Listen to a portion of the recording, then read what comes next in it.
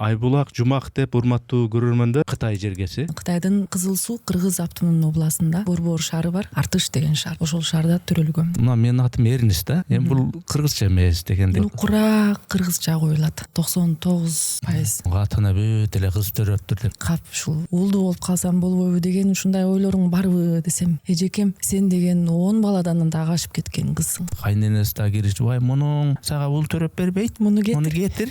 Кытайлар тамашалашып турат төрөп атканда. Кыз болуп калса экен деп. Кытайлык кыргыздарда кызга болгон мамиле кандай? Бизде азыр айыл жергесинде деле кыздарын көбүрөөк окутушат. Жок дегенде колледж деп бүтүш керек деп. Биз мындай берсек, алар бизге мындай берип койду деген сыяктуу ызычуулар. Жок, андайды көргөн жокмун деп баарын апакай кыла албайм. Кытайлык кыргыздардын Манаска болгон мамилеси. Манас эпозу жөн эле бир жомок эмес. Кытайдагы кыргыздардын бала тарбиялоо. Мисалы, буякта көп угуп калам, атаң келсе өлтүрөт. Элдин эмгекке болгон мамилеси кандай? Кытай улуту кумурскадай мээнеткеч калк болот экен. Жүрөк кемтиги бар адамдарды дарылатуу. Смог болуп атпайбы? Дем менен кирет, баланын өпкөсү менен жүрөгү бир системада болот. Эмне себептен адамдар инсульт болуп ушу жүрөгү ушу кармап? Жүрөк менен мээни бирге эмдеп жүрүш керек. Каалаганымды кылып жашаймын, ошондо бул эркиндик. Ар бир нерсенин чени болот да. Ырдап да коем, ырчылык кылам дедиңиз. Алтын көлүм, ысык көлүм, сагындым мен толкун көркүм.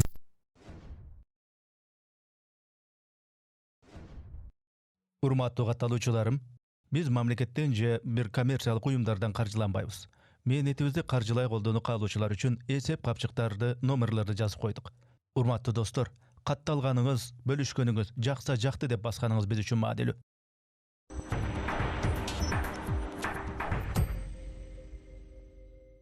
Арбаңыздар, амансыздарбы? Ассаламу алейкум, урматтуу көрүүчүлөр. Биз кезектеги маектешүүбүздү, подкастты баштайбыз. Менин аты жөнүм Эринис Кыяз. Бизде конок бар. Коноктун аты Айбулак Жумак. Кош келипсиз. Ассаламу алейкум. Алейкум ассалам. Абдан кубанычтамын. Саламатсыздарбы? Айбулак Жумак деп урматтуу көрөрмөндөр, бул туулган жери, чоңоюп өскөн жери Кытай жергеси. Башында дароо айтып коеюн. Азыр интернет, соц тармак деген бар. Ошондон эле карап билип алса боло турган заман болбодубу. Сиз жүрөктү коргоо кайрымдуулук фондунун негиздөөчүсү экенсиз. Демек, ден соолук багытында сүйлөшөбүз. Андан сырткары сиз өзүңүздүн Instagram баракчаңызда элге мындай дем берип, инсандык өнүгүү кандай болуш керек, эмнеге көңүл бөлүш керек, эмнеге көңүл бөлбөш керек деп ушундай насаат, мындайча айтканда коучтукпу, мотиваторлукпу, ушу мотивация берет экенсиз. Экинчи жагы, үчүнчү жагы болсо ошол Кытай тилин кыргыздарга үйрөтөт экенсиз, каалоочуларга үйрөтөт экенсиз. Анан буга чейин дагы экөөбүз сүйлөштүк. Анан кандай өнөрүңүз бар десем, мындай ырдайт экенсиз, мындай кыргыз ырларын ырдайт экенсиз. Кези келгенде ошонун баарын эми ырдатып да көрөбүз, сүйлөтүп да көрөбүз дегенди. Болот, буйрса. Эми Айбулак айым, мындай ошол Кытайдагы жагдайдан баштасак, ошол Кытайдын эми кайсы оданында төрөлдүңүз, канча бир туугансыз, ата энеңиз тууралуу ушул маалыматтардан баштасак. Болот.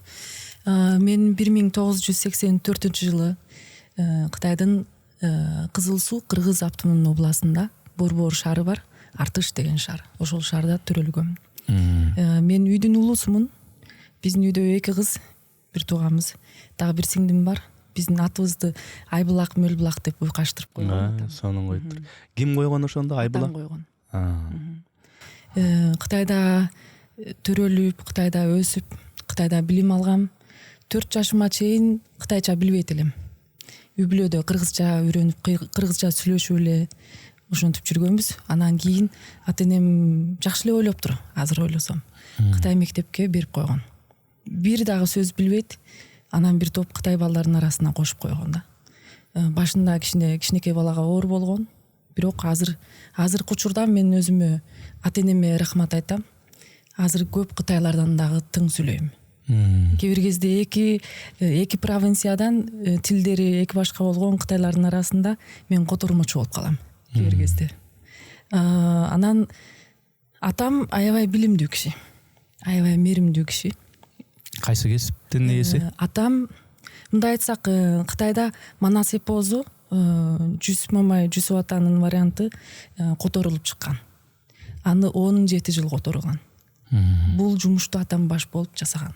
17 жыл. 2004 жылынан баштап 2021-ге чейин. Анын арасында биз дагы кичине салым коштук. Анткени атам кол жазма менен жазат.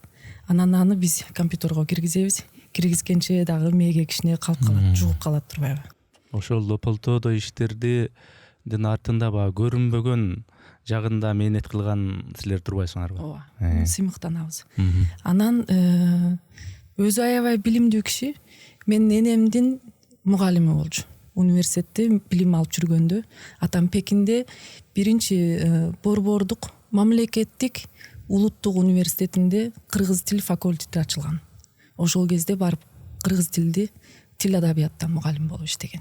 79-жылдан баштап. Анан энем барып окуп калат, билим алгалы. Пекинде кыргыздар аябай аз. Сизди төрөгөн апаңыз. Биз эне дейбиз. Анан атам энемдин мугалими болуп билим берип, анан кийин себепкер болгон Хужин Хуа деген бир дунган киши. Ал киши дагы Манасты изилдеген киши. Жакында эле Кыргызстанга келип кетти. Ал киши себепкер болуп, жуке могу сулуу кызды сен келинчек кылып алсаң жакшы болмок. Сен Пекинде бойток бойдон жүрө бермек белең деп 31 жашында үйлөнүп, 32 жашында мен төрөлгөмүн. Жакшы экен. Жана Айбулак, Мөлбулак деп ушу накта мындайча айтканда кыргызча ысымдар экен да. Негизи эле ошол Кытайдагы кыргыздардын өзүнүн уулдарына, кыздарына ат коюу маселесинде, мисалы үчүн мына Кыргызстанда сиз жүрөсүз, көп эле болуп калды, ар жак бир жагын түшүнүп калдыңыз дегендей. Мисалы үчүн мына менин атым Эрнис да. Эми бул кыргызча эмес дегендей. Бирок эми ата эне коюптур, бул дагы тагдыр, каалоо дегендей. Ар кандай аттар бар, Абу Бакыр деген аттар бар, анан кийин Артур деген деле аттар бар, ушундай кое беришет. Кытайда дагы ушул балдарына чылкы эле кыргызча койбойт, башкача койгондор. Нукура кыргызча коюлат. 99% нукура кыргызча коюлат. Менин бир туугандарым, мисалы тайэжелеримдин кыздары Айбулак, Айтунук, Айсалкын бар. Мен улуусумун, кыз неберенин арасында. Такыр Айдан баштап ат коюлган. Энекем деп атасың, апакеңиз ал эмне кесипте, кайсы кесиптин ээси? Энем Пекинден билим алып, негизи биякта када салт боюнча. Кандай айтсак болот? Кыргызстанда культура деп коет турбайбы? Маданият тармагында иштеген. Пекинге тандалып барып, окуп, ошол жактан билим алып бүткөндөн кийин кыргыздын өкүлү болуп иштеген Пекинде. Ар дайым ар бир өлкөнүн президенттери келгенде гүлдү алып барып гүл сунуп, ар бир улуттун өздөрүнүн бийлерин көрсөтүп, ырларын көрсөтүп, кийим, кыргызча кийим менен, саймалуу кийимдер менен жүрчү Пекинде. Сон бир атаңыз Манасты даңыз аласа, ошол боюнча мээнет кылса, энеңиз, апакеңиз болсо ошол эле тигил жак бул жактан келген коноктор, кыргыздарды тосуп алган баягы делегациянын составында маданий кызматкерлердин бири болуп жакшы экен. Анан канча бир туугансыз десем, 2 бир тууганбыз дедиңиз да. Анан баягы биз билгендей, ар өлкөнүн өзүнүн мындай талап шарттары болот дегендей. Кытайда мисалы үчүн баягы калк өтө жыш, көп. Анан бир убактар болгон мындай баягы төрөлүү, эми баягы чектемелер болгон баягы. Ошол себептен экөө же башка себептен үй бүлөдө экөө эле экенсиңер? Ал кезде ошол себептен. Ал кезде кытайларга бирден эле бала болгонго мүмкүнчүлүк берген. Аз сандык улуттар деп коебуз, кыргыздар, уйгур, казак, башка улуттарды 2ден. Ошон үчүн сиңдим экөөбүз болуп калганбыз. Дагы бир себеби бар. Мунун арасында мисалы мен жүрөктү коргоо фондун негиздеп жумушту ишти алып барып атам, жүрөк кемтиги бар балдарга жардам берип. Менин энем ошол оорудан ооруйт болчу. Энемдин ден соолугуна экөө өзүнүн мүмкүнчүлүгүнөн дагы ашып кеткен бир жумуш болду да. 2 кызды төрөп. экөөмөз үчөө болсо, төртөө болсо, бешөө болсо ошончо жашашат, түйшүгү болот. Ошончо баягы өзүнүн убактысын, өзүнүн баягы бир чети ден соолугун дагы курбандык чалыш керек болот дегендей. Эне болгон киши, мен дагы энемин да. Эне болгон киши мен өзүм мындай сезем. Өзүнүн өмүрү менен баласынын өмүрүн алмаштырып келет да. Ошентип түшүнөм да. Убакыт, мээрим баары жумуш, оокат. Анан бизде баарында эмес, бирок ушундай бир көрүнүш бар. Өтө эле кыздарым болуп калды да, бир уулду болсом болот эле да деген сыяктуу дагы нюанстар бар да. Ошондой нерсе ал жакта деле барбы?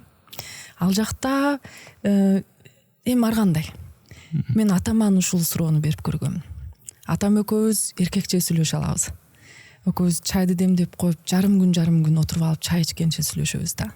Бул дагы жашына чоңоюп калганда баягы өткөн кеткенин баарын айтып бергиси келет экен. Ошондо бир жолу сурагам. Атоо, мен уул бала болбой кыз болуп төрөлүп калып, же бир уулуң жок. Ушундан кап ушул уулду болуп калсам болбойбу деген ушундай ойлоруң барбы десем, эжекем, сен деген 10 баладан дагы ашып кеткен кызсың. Эжекем дейби? Мен эжекем дейт. Сендей кызым болгонго мен сыймыктанам. Элдин 1000 уулунан дагы кыйынсың деп ошентип айткан. Себеби бул Кыргызстанда бүт баарында ушундай бизде көрүнүш, анан ал көрүнүш көп деп айтпас элем, бирок сейрек ошондой көрүнүштөр болуп калат. Мунун катына бүт эле кыз төрөптүр деп күйөөсү жактырбаган. Анан бул мага эркек төрөп бербеди, артымда башчы туягым жок деп ошентип кордогон, өзүнүн ушу аялын ушундай сабаган учурлар дагы кездешип калат экен. Анан кийин атүгүл тиги кайненеси да киришип, "Ай, мунуң сага ул төрөп бербейт. Муну кетир" дегендей дагы бирөөнү алып берем деп. Дагы толтурат сагандай. Кыз көп дегендей кылыпчы. Демек андай көрүнүштөр Кытайда, кытайлык кыргыздарда жок эсе экен. Азыраак. Дагы Кытайдагы шарт башкача. Кыргызстандагы бул сиз баягы айткан абалдарды мен ойлойм, бул дагы бир аз караңгычылыктын таасири.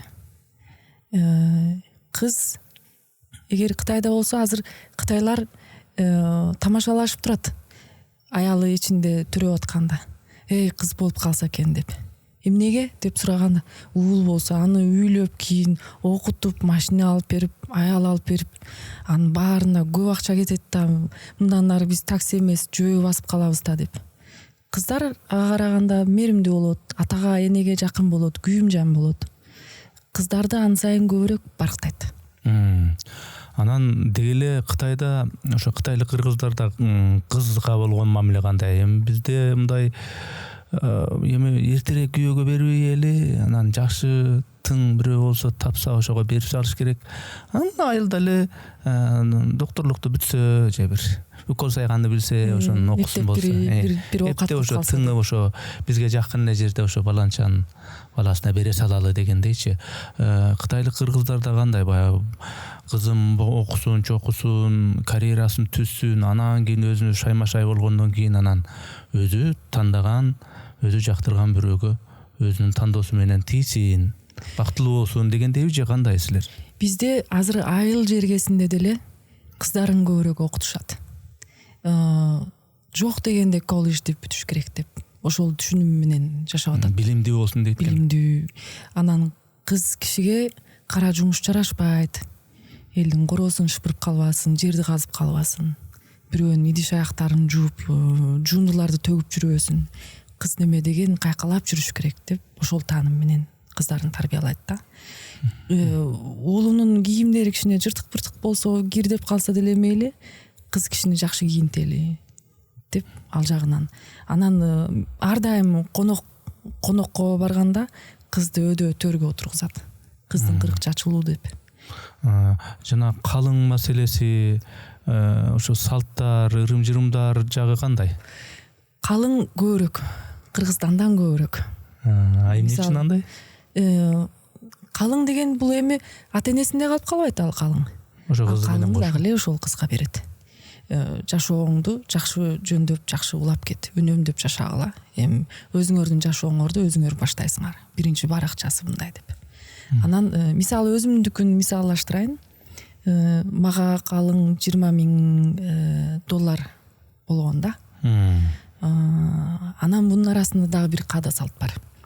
Илгери балким билесиз, кыргыздар айылда жашап жүргөндө, ал кезде шаар жок. Илгерки ата бабаларыбыз ушундай. Мына айылда той бар, кызды берип атат, башка айылдан деле тууган уруктар келет. Балдарын өңөрүп алып, чогуу чаран. Келгенден кийин кечинде каяка жайгашат. Анан туугандар ушул той берген тараптын бир туугандары конок алышат. Палан үй-бүлөнү иним сен жооптуу болуп, силер кой союп конок алгыла. Мына үй-бүлөнү эжекем сен жардам берип кой деп ошентип бөлүшөт да. Анан коноктор кайтып атканда баягы түшкөн калыңдан жолдон чай ичип калгыла деп. Ал кезде ырымдап берет эле. Азыр шарт башкача. Элдер самолет менен башка өлкөдөн келип атышат. Көп чыгымдар болот. Ошол келген түшкөн калыңдан аларга биртке эмес. Мисалы мен чоң атам нарын ат башыдан болот. Илгери Кытайга 30-жылдары барган. Азырга чейин ат башыдагы туугандарыбыз менен тыгыз байланыштабыз да. Ошол кезде жарым вагон биздин тууган барган да ат башыдан. Аларга баарына санап берди да. Кыргызстандын сому менен эсептегенде бир 15,000-20,000 сомдой болду да. Кичине сууга салам ала кеткиле, жөн эле эки чөнтөккө колду салып алып кайтсаңар уят болот. Мунага өзүңөр ылайыктуу нерсени алып алгыла деп санап берген. Анан калганына бул кайната кайнеден келген акча да. Калганына ата-энем кайра ошончону кошуп туруп, анан бизге берген. Мына өзүңүз айткандай, ар бир салттын, ошо ырым-жырымдын, ошол тойго байланыштуу жанагы үйлөнтөбү же кызын күйөөгө узатабы, ошондогу салттардын себеби болгон, негизи болгон илгеркидей. Анан бирок мисалы үчүн бизде ошол үйлөнткөндө кызды күйөөгө узатканда жанагындай чыгымдар, жанагындай эки тараптын бири-бирине жактырышпаган, биз мындай берсек алар бизге мындай берип койду деген сыяктуу ызы-чуулар, ошондой бир кереги жок эле ыксыз нерселер, ошондой көрүнүштөр дагы барбы силерде? Кыргыздарда негизи такыр болот окшойт же, каныбызда бар окшойт. Андайды жок, андайды көргөн жокмун деп баарын апакай кыла албайм. Андай абалдар деле болот. Бирок кыргыздардын дагы бир шыгы бар. Тил табышканга кыйынбыз. Ар кандай маселе болсо көрүшүп туруп, бири-бирөөнү эркелетип, бири-бирөөнү сооротуп, дагы эле бир жерге келе алабыз да, сөздү бир жерге келтирип. Бизде атайын кеңешүү чай деп айтат. Кеңешүүдө кыздар, жаштар аралашпайт. Кыз бала эки тараптан аралашпайт. Ата-эне дагы ата-эненин бир туугандары, улуулар эки тараптыкы биригип чогуу тойду кандай берели, эмне кылалы, каяктан өткөзөлү, кайсыл күнгө бекители деп ошонун баарын анан мен кызыма мындай керек деп айтышат. Андай алдын ала сүйлөшүп алат, кийин анан чыр-чатак аз болот да. Анан эми сиздерде деле баягы тоо тарапта, айыл тарапта жашаган кыргыздар, анан шаарда жашаган кыргыздар болуп бөлүнөт болуш керек, баары бирчи мындай айырмаланат болуш керек. Сиз ошондо бизде андайды мындай деп коет, баягы балкондо чоңойгон депчи. Балкондук кыргыздар, балконскийлер деп коет мындай шаарда. Анан айылдагылар эми айылдан киргендер депчи. Сиз өзүңүз ошондо кайсы жагына кирип каласыз? Мен жалаң айылдыкмын деп айтпайм, мен айылда өскөн эмесмин. Жыл сайын айылга барып жүрөм. Бирок мен жалаң сиз айткандай балконский деле эмесмин. Анткени мен ойлойм, мунун баарына биринчиден ал шаарда көбүнчө дагы эле кыргыздар. Мен кичинекейимдеки абалды айтайын, биздин дарбаза эч качан жабылбайт эле. Эшик жабылып калса там капа болот болчу. Эмне бекитип алдыңар деп. Жөн негизи мындай шаарда чоңойгонсузбу? Шаарда чоңойгом. Ал кезде жер там болчу. Ал кезде кабаттуу үйлөр деле жок болчу. Артыштын абалында. Жер там, анан дарбазабыз бар. Аны бекитип койсок атам капа болот болчу. себеби ар кандай карапайым элдер келет, акыл сурагандар келет, дагы кээ бир кичине тыйын таап алып бирок билими жок, курсагы кара болгон, эчтенкени билбеген бир проектти жазайын дегендер суранып келет болчу. Жумак байке жардам берип коюңуз, мынаны жазып берсеңиз деп. Айбул агай, мен муну сураганымдын себеби, мисалы үчүн мынау шаарда жашап, шаарда отурукташкан кыргыздарда мисалы үчүн өзүнчө шаар маданияты болот. Анан айылда болот да.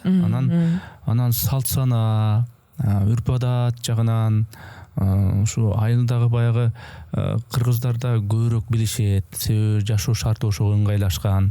Жылкы кармашат, анын жылкынын жүгөнү, эри, басмайлы дегене, куюшкан дегене, эми аны турмушта ал кааласа каалабаса аны билип күндө колдонуп жүрөт. Жайлоодо көчөт, анан жайлоодо боз үйдүн баягы жабдыктары ар бир детали эмнени түшүндүрөт, жасалган. Аны билет эми аны. Бирөө атайын мен ушуну билип жүрөйүн, анткени мен айылдыкмын деген үчүн эмес, шарт өзү ошондой. Жашоого керек ошо. Айылдыкта эме шаарда, калаада жашагандар андай жок, бир 4 балдын ичинде баягы келет, ваннага жуунат, антет мынтет, анан офисине барат, келет, тегерек четинде кофеканалар болсо кирет, ушундай жашоо образы. Сиздин айтканыңыз могу жашоо менен байланыштуу шартка жараша ошо Кытайдагы кыргыздарда кандай? Шаарда сиз айткандай эле эч ким ат минбейт, эшек араба дагы түгөнгөн, кичинекейибизде бар болчу. Азыр алардан биз алыстап кеттик. Өнүккөн сайын ушундай болот экен, айла жок. Атайын аны билейин, ушуну изденип түшүнөйүн дебесе, андай шарт деле жок. Чыныгы ушундай. Бирок айылда деле ошол болуп баратат да. Баары комфорттун баары ошол жака жетип атпайбы? Кой кайыттаргандар мурун ат минип алып деп эметкендер азыр мотоцикл. Ошону минип алып артынан каркырап нары бери айдайт да. Бара ушул када салттар бөксөрүп баратат чарбачылык жагынан. Бирок үй бүлөдө, конок тоскондо, той бергенде ал када салттарды мейли шаар болобу же айыл болобу баарын бекем кармап жүрөбүз. Мисалы кызды бергенде шаарда болобу же айылда болобу, сөзсүз жылкыдан бирди соет. Баягы өлүм болгондо, бирөө кайтыш болгондо када салтты бекем эле кармап эле жүрүшөт. Жыртыштар кандай болот, кошокто кандай кошот, ошонун баары бар. Анан дагы бир нерсени кечөө эле бир кыз менен сүйлөшүп отуруп сөздөн сөз чыгып айтылган. Кызды биз узатканда буякта мен көп байкадым. Баягы той берген залдан эле кызды алып кетип кала турбайбы кечинде. Биз кызды үйдүн босогосунан чыгарабыз. Кечинде эмес, түшкө чейин бир топ тиги Батыр эне сыяктуу көптү төрөгөн тиги кадыр барктуу апалар кошок кошконго окшош ыйлаганча, ырдаганча, чачына кебезден кошуп туруп өрүп, көп чачты өрүп туруп, анан жакшы кийинтип, жүгүнтүрүп анан эшиктен чыгарат да. Насааттарды айтып, мындай келин бол, кайната кайненеңе мындай мамиле кылышың керек, жакшы эне бол, жакшы аял бол деп. Буякта андайды көргөн жокмун. Анан жанагы атаңыз Манас, бул Манаска болгон мамилесин, ошол Манас иши жасаган, кылган эткен ошол Манаска байланыштуу дегенде кылып айтпадыңызбы? Анын артында жанагындай кол жазма менен жазат экен өзү, анан силер болсо компьютерге терип берет экенсиңер. Деги эле ошол кытайлык кыргыздардын Манаска болгон мамилеси кандай? Жана Кыргызстанды деле көрүп жүрөбүз, бизде Манас деген ушундай жалындаган, кай бир жеринде болсо кайдыгер, ар кандай көрүнүштөрдү көрүп жүрөбүз бизде. Эки өлкөнүн баягы кыргыздарынын Манаска болгон мамилесинде айырмачылыктар, өзгөчөлүктөр барбы? Бар. Кытайда болсо биз азбыз да. 200 миңге араган жетпей кыргыздар. 1,5 миллиард Кытайдын арасында. Өзүңдү барктасаң, анан эл барктайт да. Ошон үчүн Манас эпосу жөн эле бир жомок эмес. Биздин кытайлык кыргыздардын түшүнүгү боюнча Манас эпосу бүт кыргыздын када салтын, байыркы ата бабаларыбыздын ошол манас атабыздын ошол учурундагы болгон тарыхтарын баарын ошол эпостун ичине камтып жеткирген. Аны биринчиден мурун сөз кол жазмасы жок, ооз-эки айтылып таратылган. Андан кийин аны 60-жылдары мен ошол тарыхтерин дагы атам менен бирге термелеп эметкенбиз, реттегенбиз. 60-жылдары Жүсүп атанын айткан манасын үнүн жаздырып алып, анан кол жазмага жазып чыгарылган. Бирок кыргыз тили менен. Анан кийин эмне болду? Муну кытайча которгондогу себеп кыргыз улуту кандай улут? Биринчиден тарыхы ушунча терең, узун, байыркы элдер. Ошолордун урпактары мына бизбиз. Экинчиден кыргыз улуту ынтымакка жакын. Ар кимиси менен жакшы тил табышып, ынтымакка бекем турган улут. Биздин максат ушул. Ошон үчүн азыр Кытайда кыргыз улуту башка аз сандык улут же биз менен окшошураак, жакыныраак улуттарга караганда биздин ордубуз өйдөрөөк, бийигирээк. Бул биздин милдетибиз. Бул атам айткан. Ата кичине эс алып албайсыңбы десем, күндө эртеменде 6:30 турат. 7:30 баштайт, жазып баштайт. Азырга чейин жазып атат. Анан түштө кичине эс алып алып, түштөн кийин кайра жазат. Эми чарчабайсыңбы? Мен сен деп айтам да, атам экөөбүз жакынбыз. Өзү айтат: балам, мен 73-төн аштым. Акыл эсим жайындагы кезде убакыттын баркын бекем кармап калыш керек. Мен жетишип ушуну милдет катары калтырышым керек деп айтат. Эми ал жазгандарды мындай айтып атканда Кытай тилинде жазып атат да, Кытай тилинде. Анан бул жазып аткан нерсесин дагы айтайын. Мурун биз окуганыбыз ыр форматтагы манас эпозу. Аны көп киши бир көрүп түшүнө албайт. Эгер билим деңгээли жогорураак болбосо. Азыр кара сөз менен, жалпак сөз менен. Баштоош мектепти бүткөндөр же окуп аткан, тамга тааныгандар окуп, мындай болгон турбайбы? Баласы Семетей экен, Семетей мындай болуптур деп баарын окуп түшүнүп калат да. Бул азыркы жаш муундарга, дагы башка улуттарга, кытайча билген улуттарга бул ыңгайлуураак болот. Анан бизди түшүнгөнгө дагы оңойрок болот да. Анан азыр ойлоп атат, кытайчасын жазып бүтүп, мен өзүм Чыңгыз Айтматов деле орусча, кыргызча өзү жазып жүрүптүр экен. Мен муну бир котормочу аркылуу кыргызчасын чыгарып жүрбөй, мен өзүм жазайын деп ошон үчүн убакыт менен жарышып атат да. Аны мындай ошондо кыргыздар дагы, бул жакта кыргыздар дагы окуй тургандай кылып, мындай которуу. Биздин оюбуз ошондой. Ошондой ниетиңер бар, жакшы экен. Бул тарбия маселеси боюнча, үйдөгү баланы тарбиялоо маселесин, эки өлкөнүн бирде тиякта, бирде биякта барып жүрөсүз. Тарбия кандай экен? Мындай бир жерде деле курбуларыңыз бар, тааныштарыңыз бар, мамилелешкен туугандарыңыз бар сөзсүз түрдө. Анан ал жерге деле мындай аралашып кээде үй бүлөсүн көрөсүз, баласына айткан сөздөрүнөн эле бир көп нерсени байкап койсо болот. Кытайдагы кыргыздардын бала тарбиялоодогу жана Кыргызстандагы ушул кыргыздардын бала тарбиялоодогу сизди айта турган жагдайлар барбы? Бар. Азыр сиз айтып атканда бияка биринчи бир сөз келип кетти. Катуу бир сөздөр. Балага жакшы таасир этпей турган сөздөр. Мисалы, биякта көп угуп калам: өлөсүң" деген мындай сөз. Атаң келсе өлтүрөт. Биз Кытайда эч качан балага өдөн баштаган сөздү айтпайбыз. Өлөсүң, өлүңдү көрөйүн, өлүң ит жегир деген мындай сөздөр биякта балага айтылбайт. Бул бир. Экинчиден, мен биринчи минустарын айтайын. Экинчиден, Кытайдын ар бир Кытай эле эмес, кытайлык кыргыздардын үй бүлөсүндө уйгурлар деле ошондой. Балага сөзсүз бир өзүнүн бир столу болот да. Өзү тынч абалда мейли сүрөт тартабы же китеп окуйбу. Өзүнүн чарбасы. Там үйдүн бир бурчу өзүнүкү болот да. Оюнчуктарын тизип алабы.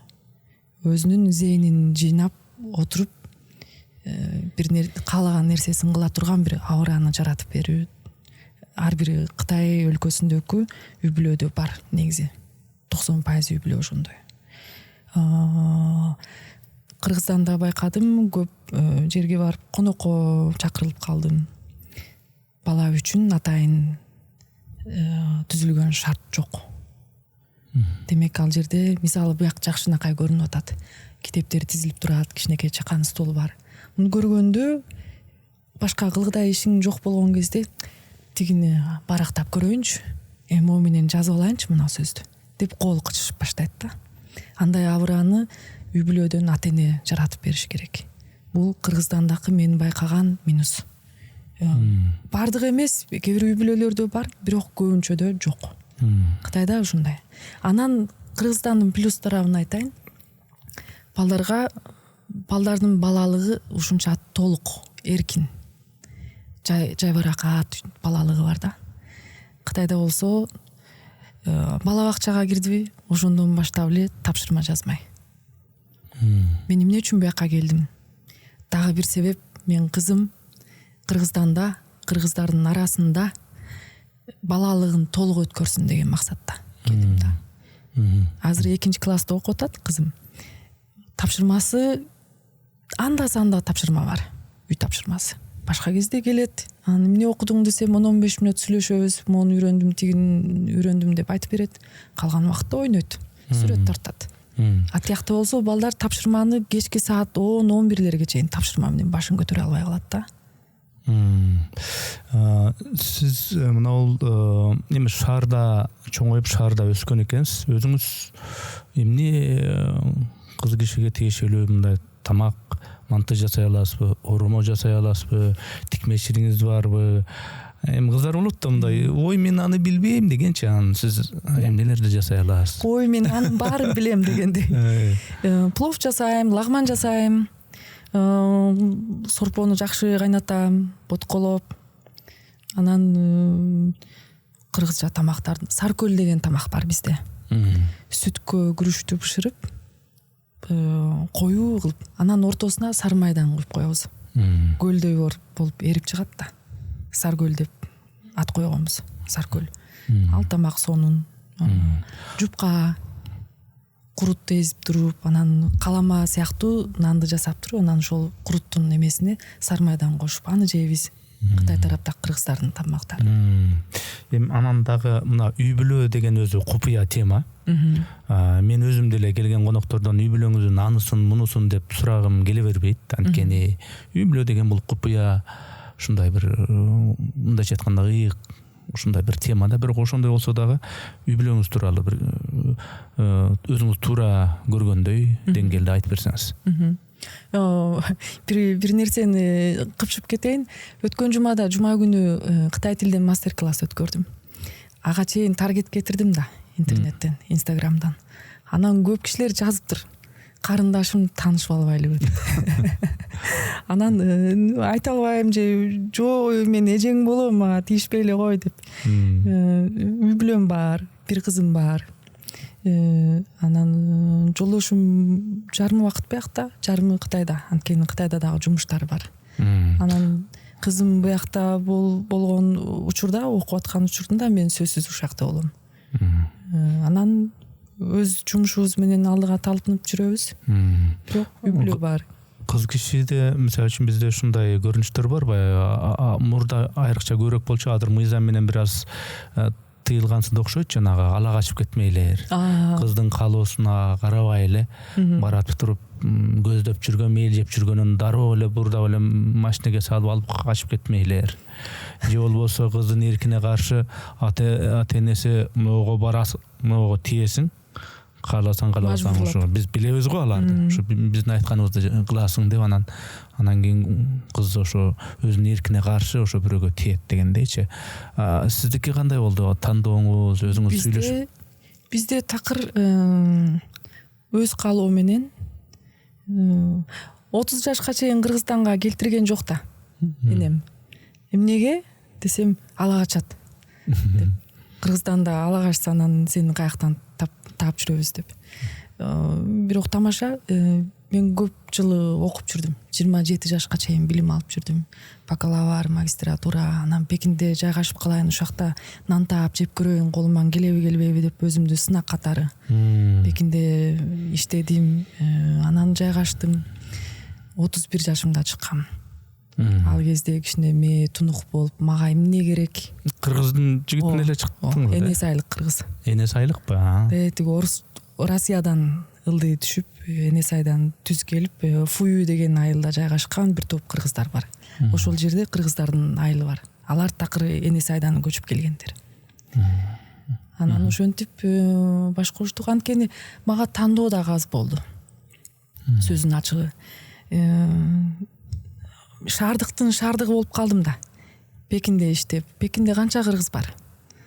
Пекинди түшүнгөн, жакшы билим алган, мага дал келе ала турган тандоо негизи түшүнүктүү. Бирок акыры бирөөлөр тааныштырып атып, мына дагы кыргыз экен деп. Аптада мен кожоюн мени жумушка алган киши, атам менен тең киши, кел кызым мына киши менен таанышып ал, бул жакшы жигит экен деп. Ай сайын тааныштырат болчу. Эмнеге болбойт дедим, мага кыргыз керек. Кыргыздар кызын кыргызга эле берет деп акыры анан буйруптур. Тиги алган билимиңиз, окууңуз кайсы багатта, кайсы кесип несиз, кайсы жакта окудуңуз, ошол билимиңиз тууралуу? Окей. Мындай болду. Мен орто мектептен баштап айтайын, узунураак. Бирок аябай маанилүү. Менин тагдырымды өзгөрткөн ошол орто мектеп болду. 2000 жылы Кытайда бир саясат чыккан. Аз сандык улуттардын балдарына көбүрөөк басым жасап окутуу керек деп. Ошол жылы ар бир улутка сан берет. Улуттун көлөмүнө жараша. Кыргыздарга ошол жылы Кызыл Судан 4 тандалганбыз. Анын арасындагы бирөө менмин. Анан 4 шаарга бөлүнүп кетебиз. 12 шаарга бөлгөн. Бүт Шинжаң уйгур автономдук районунун ичинде, бир провинциянын ичинде 1000 баланы тандаган. Уйгурлар көбүрөөк, кыргыздар азыраак, тажиктен бири 2-3 ушундай. Анан мен Шынжын деген шаарга өттүм. Шынжындын орду Гонконгдун жанында эле. Мисалы, азыр сиз менен мындай отургандай эле, Гонконг сиз тарапта болсо, мен жакта Шынжын ортосунда бир арык бар. Кечинде мен жактан сиз тараптын чырактары көрүнөт. Кытай боюнча эң алдында өнүгүп аткан шаарга барып окудум 4 жыл. 4 жыл ичинде 3 жолу эле журтума кайткан. Калган убакыттар ошол жакта эле болду. Анан чыныгы окуу, билим алуу кандай экен ошондо түшүндүм да. Биз мурун жөн эле барып келип эле жүрүппүз. Ал жерде билим албаган болсом, мен Пекинге өтө албайт элем. Анткени бизде университетке экзамен берүү, бүт өлкөдөгү университетке экзамен бере турган күнү ошол бир күндө. Бүт өлкөдөгү тапшыруучулар бир моментте, бир убакытта окшош сыноого катышат. Анан Пекинде борбордук педагогия дейби, орусча. Педагогика университетине өттүм. Эң жогорку деңгээлдеги университет.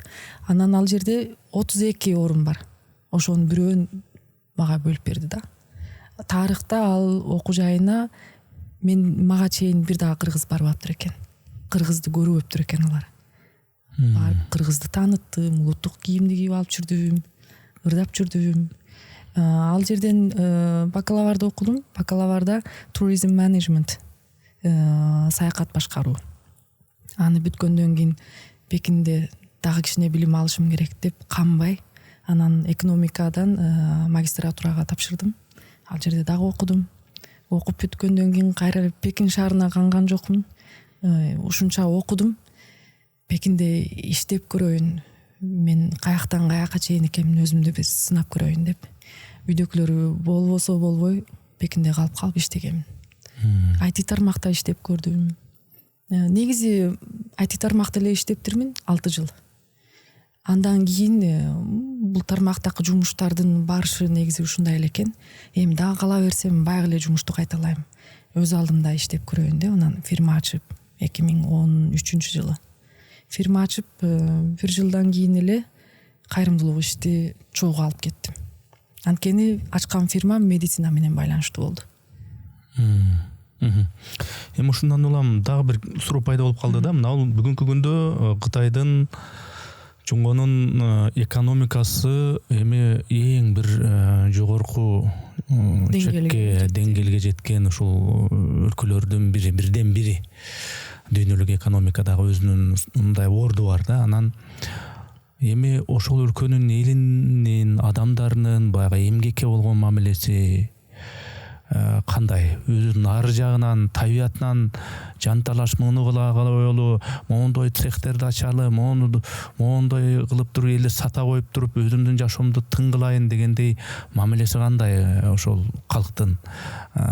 Эмне үчүн эми түшүнүктүү экономикасын аябай бир жогорку чекке жетти, анткени экономикалык мондой параметрлери бар, ошон үчүн жетти деген сыяктуучу мамлекеттик масштабта. Бирок элдин эмгекке болгон мамилеси кандай? Бул элди айтканда Кытай улутун айтыш керек да. Кытай улуту кумурскадай тынымсыз менен менеткеч калк болот экен. Кээ бир кезде өзүм ошентип сезип калам. Биз Кытайда жүрүп, Кытайда төрөлүп өсүп, алардан деле таасир алыппыз жакшы тараптарынан.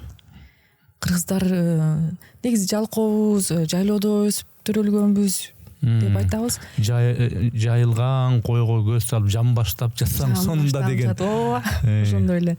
Кытайларды көрүп биз көп сабак алып Кытайды туурап баштаппыз. Бул тарабынан, эмгекчил тарабынан.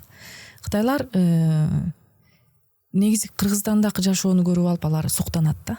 Анткени Кытайда эр аял бир үй бүлөдөгү кишилердин баары иштейт. Жай үйүндө бош жүргөн киши жок. Аны уят катары эсептеп деле калат кээ бир кезде. Мисалы биз билим алып окуп жүрдүк. Ал кезде бир күн колуңа калем албай, китеп окубай койсоң, тамак жебей калгандай, же уйкудан калып калгандай жаман сезип баштайт элең. Ал адатка айланып калыптыр да. Жумуш деле ошондой. Эмгекчил элдин баары. Мисалы, мен мисаллаштырайын. Пекинде иштеп жүргөнүбүздө эртең 6-да турабыз, 7-лерде ишке чыгабыз. Метро менен же машина менен жумушка барабыз. 8-ден баштап иштейбиз, түштө үйгө кайтпайбыз. Болсо үнөмдөп жашайын десе, кечөөнүн кечинде көбүрөөк тамакты жасап алып, ошону салып алып, рахмат. Ошол тамакты алып алып, түштө жумуштан жылытып, жарым сааттай убакытта бат-бат тамакты жеп алып, бир суусун жутуп алып, ошол жумуш учурунда столдун астына ушундай жалпак бир кроватты коюп коет. Аны жыйнап коет башка учурда. Жазып туруп эле 10 мүнөт бутту сунуп жатып алат. Кичине дем алып алат. Андан кийин кайра жумушка кирип кетет. Анан бирөөнүн колунда иштеп аткандар, алар 24 саат онлайн. Мейли түндөс чалабы, дароо келип кал десе, барып калат. Мен мурун ушундай абалда иштегем да. Азыр кайра андай жашоого барасыңбы десе, мен кечиресиз, мен ал эмеден өткөнмүн дейм. Бирок аябай ошол жолго чыгып алгандан кийин чыгып кете албайт экен да көп киши.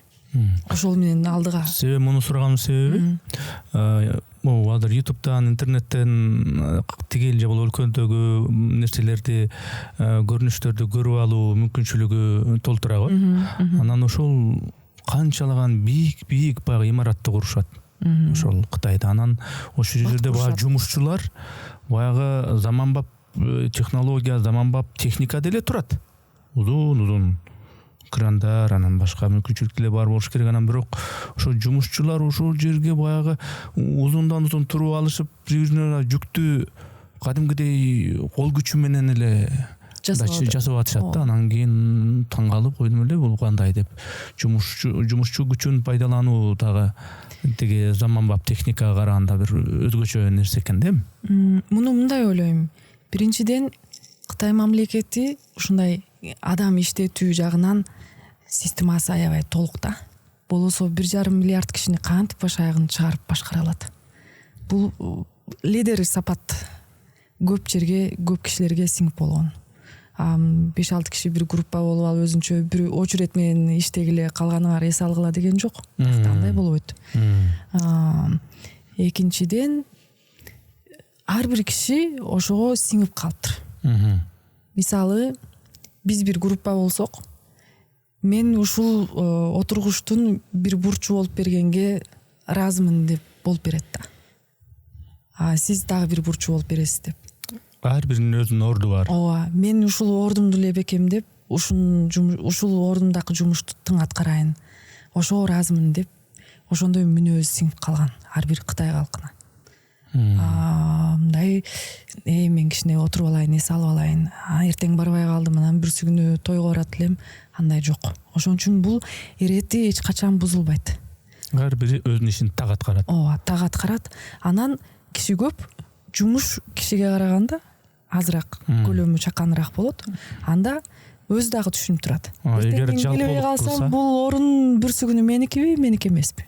Ал түшүнүктүү эле жолу болот да. Эми мына бул Кыргызстанга ошол Кытайдан келип кандай бир ишмерлик кылып атасыз, кандай бир өзүңүздүн активдүүлүгүңүзгө байланышкан бир кайсы бир тармактарда жүрөсүз. Эмне иштерди кыласыз? Эмне кылып жүрөсүз? Жөн эле жүрөм. Негизи мен медицина тармакта иш алып барам. Өзүмдүн 3-чү билимим десем болот. Атайын барып окуган эмесмин. Бирок мен көбүнчө ушул тармакта эң тың жумушун эң тың аткара алган кишилер менен чогуу жүрөм. Менин түшүнүгүм мындай: эгер жаңыдан бир билимге ээ болоюн десең, анда ушул билимди эң жакшы биле алган 3 же 5 киши менен түзмө-түз сүйлөшө алсаң, алардан бат сага керектүү нерсени аласың. Ошон үчүн мен кээ бир кезде өзүмдү мындай түшүнөм. Мен көп ушул доктурлардын менеджери сыяктуу. Иш чаралар кандай болот? Мына сезонда мындай жумуш болот деп кеңешебиз. Мунаны кылып коесузбу? Мону сиз эметип суранбайм. Биз теңбиз. Мен мунаны бере алам. Сиз муну аткара аласызбы?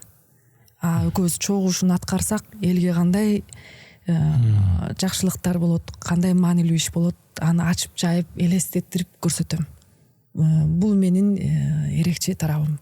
Элде жок сапат. Анан буга чейин сизден сурасам, мындай ырдап да коем, ырчылык кылам дедиңиз. Аны мына профессионалдык деңгээлдеби же мындай кандай алкакта? Угуп көрүп анан баа берсеңиз болот. Мен өзүмдү өзүм мактабайм. Анда өзүңүз көөлөр билет болушуңуз керек. Анан өзүңүзгө жаккан, өзүңүз туура дегендей бир ырды ырдап берсеңиз. Кыргызчабы? Кыргызча. Анан кытайчада ырдатам деген. Окей. Кыргызча жакшы көргөн. Мен кыргызча тамганы Гүлнур Сатылганованын «Кыялымда» деген ысык көлдү сагынуу деген ырдын дискиси аркылуу тептерчеси бар экен, теге текст жазган. Ошол ыр аркылуу үйрөнгөм. Анда ушул ырдан бир куплет. Жарайт, жакшы болот.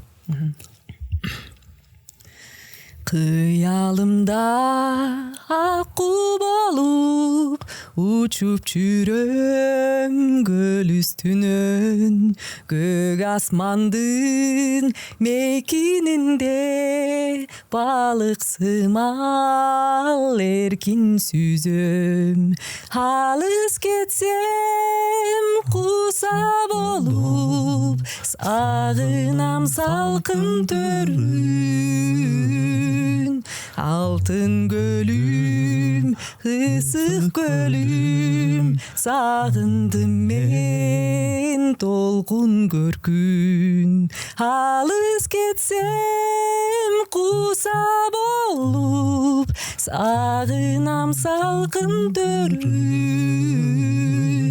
Алтын көлүм, ысык көлүм, сагындым мен толкун көркүн. Баракелде. Баракелде. Бул баягы ырга кичине эби жогору экен дегендейлер да болот да. Ырга ар жагынан мындай эптүүрөөк экен рахмат сонурларыңыз ысык көлдү бир сыйра эстеттиңиз, мелмелдеп жаткан ысык көлдү бир ушул кышында бир эстеп алдык. Чоң рахмат.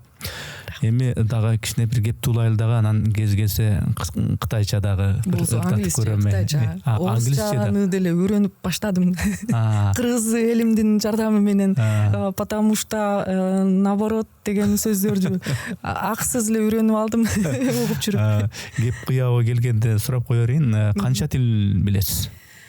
Эне тил, кытай тили, кыргыз, англис тил, уйгур тил, кантон тил 5 плюс болушу керек.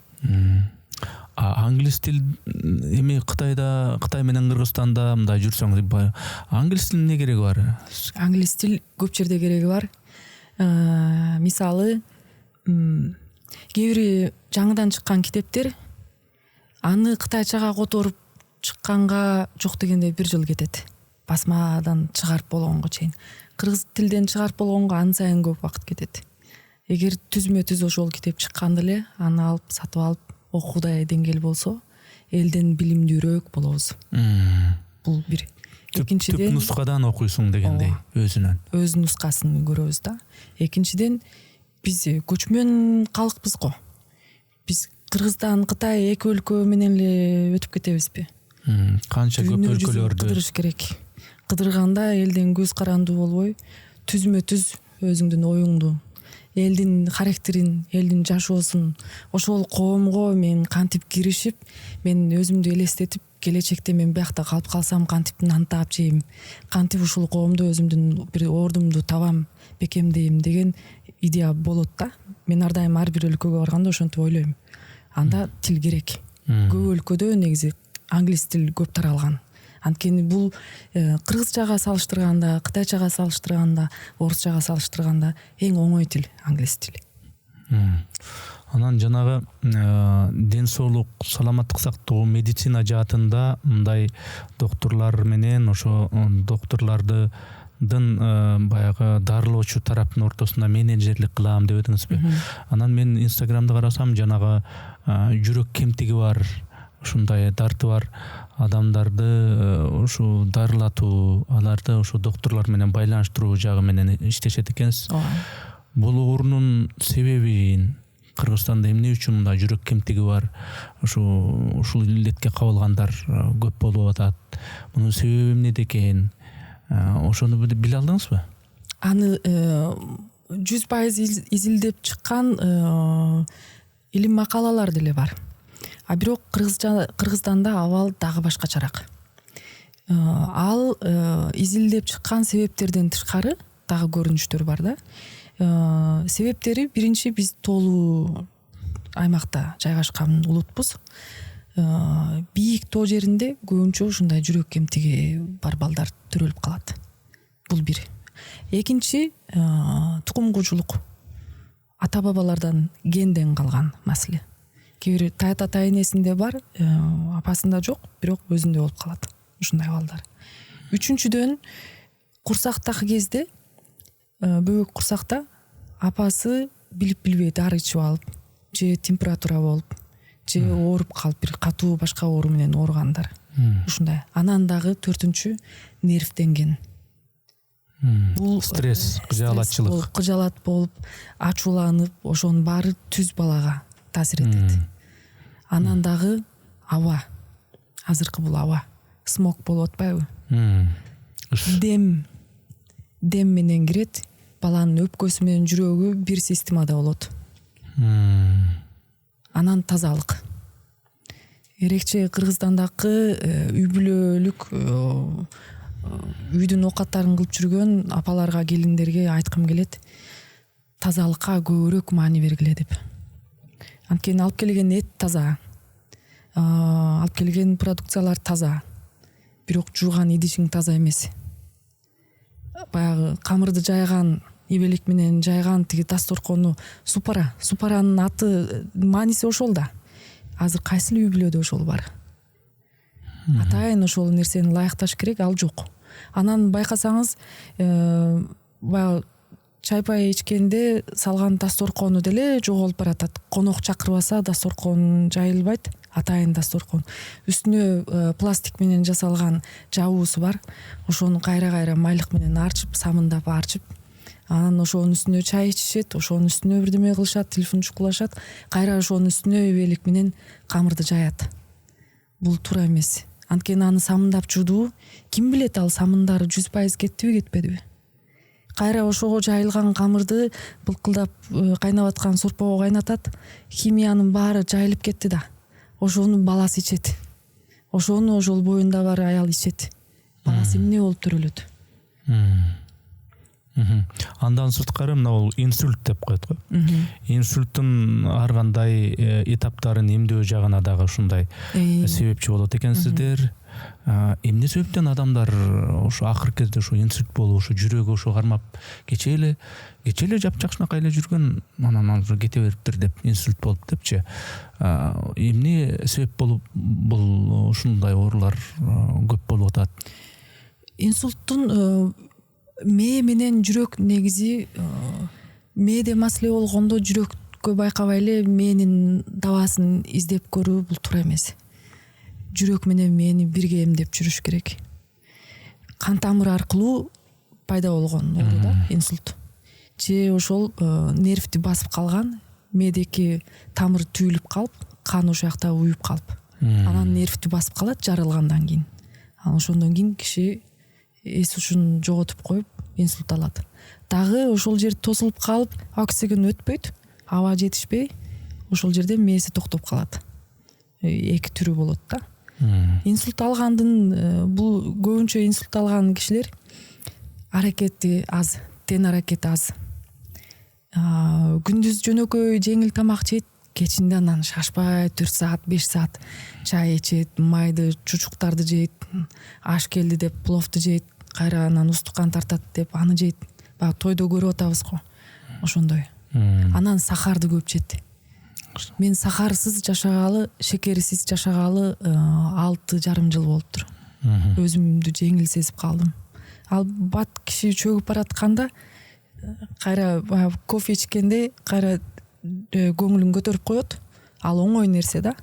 Киши ошого көнүп калып, өз органдары кыйынчылыктарды тууралайын дегенге аракет кылбай калат. Органдардын баары дагы жалкоо болуп баштайт. Анан май басат боорго, анан жүрөк кан тамырларга дагы май басып калат, ичинде бир кандар уюп калат, анан тосулат, уюла бергенден кийин. Анан же мээге, же жүрөккө маселе залакасы көп тиет да. Анан инсульт боюнча азыр биз камынып аткан бир жумушубуз бар.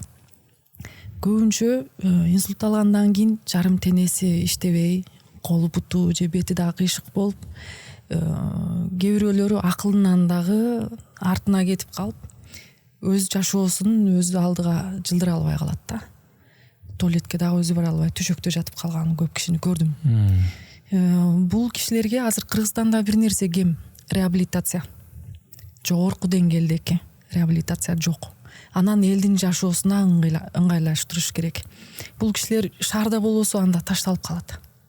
Эгер биз бир форматты жаратсак, ар бир киши өз үйүндө эле күндө жарым саат же 1 сааттан ошол биз жараткан, биз жеткирген шаймандар аркылуу, аппарат аркылуу басканды үйрөнүп, булчуңду кайра күчтөндүрүп, кайра туура басканды үйрөнүп, баягы баланы тайтайлап бастыргандай. Ошол абалга колун бутылканын оозун ачып, кайра жаап, куюп, кайра ичип, ошол колдорду кайра иштетип, ошолорду үйрөнсө, үй бүлөсүнө дагы жүк болбойт да. Чыгым дагы аз болот. Эми ден соолук маселесинде кеп козгосок эле, айрыкча ушу мен комментарийлерден көп байкайм, ушул кишини кантип табат экенбиз, дагы моуну сурайын дедим эле деп, могул ушул биздин подкастта көп комментарийлер болуш керек. Анан эми ал деле түшүнүктүү, ошон үчүн эгер мүмкүн болсо бир номерди, Instagram аккаунт эле жазып койсок, түзмө менен байланыша алат да. Түшүнүктүү. Айбулак Жумак. Түшүнүктүү. Анда Instagramдан жана Айбулак Жумак деп сизди тапса болот экен, ошол жерде жеке эле жазса болот. Анан жалпы бир кеңеш нускама айта аласызбы? Мындай Кытайда мисалы үчүн ден соолукка карата негизинен кытайларда могу нерселерге маани берилет. Ошон үчүн ден соолугу алар сак, чың, моундай нерселерге такыр жолобойт. Моундай нерселерди сөзсүз жасайт. Өзүн мындай ден соолугу чың болуш үчүн олорду сөзсүз жейт, ичет. Моолорго такыр жолобойт деген сыяктуу мындай. Ушундайды бир кыскача айтып кетесизби? Кытайлар акыркы күндөрдө дагы түшүнүп калды. Эт керек экен. Мурун биз чөп чар жеп эле соо болуп жүрөбүз деп ойлогонбуз. Эт керек экен деп канды толуктайт. Ошон үчүн ченеми менен эт жеш керек. Сүттү ичип туруш керек. Кальций керек. А бирок ошол керектүү азыктыктар денеге сиңүү үчүн аракет кылыш керек, тердеш керек, күнгө какталыш керек. 3 километрден жакын жол болсо такси менен баскан уят. Кытайда ушундай эсептелет. Мисалы Пекинде таксини чакырып тетиги жерге жеткирип койсо, жөө эле барып ал, мен сага убара болбойм деп, барып жол деп жолго салып. Жөө басуу маанилүү. Жөө басуу.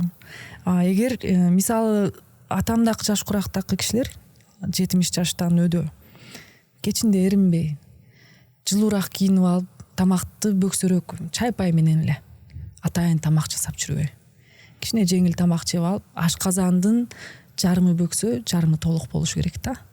Ошол кандар ашказанга уюп калбай, мээ дагы тунуураак болот. Анан оор келбейт, денеге жүк болбойт да. Анан басыш керек. Жарым саат тынымсыз менен бат-бат басып көрсүн, өзү дагы өзүн жеңил сезип калат. Чуркоого караганда жөө мындай басуу, жөө баскан тизеге дагы жакшы да. Кээ бир кишилер чуркаганда кыйналып кетет. Ар бир киши чуркай албайт. Бат-бат баскан бул өзү жалгыз баскан жакшы да, бирөө менен сүйлөшүү, анан ушакташып жүрүү ал болбойт. Өзү менен өзүнө ошол жарым саат арнасын бат-бат басыш керек да. Кээ бир күндүз чечилбеген маселелер ошол жалгыз жөө басып атканда ойлор келет. Атайын жанталашып бир нерсени изденгенде табылбай калат. Өзү менен өзү жөн эле эчтенкени ойлобогондо чык этип бир ачкычтар келип калат да.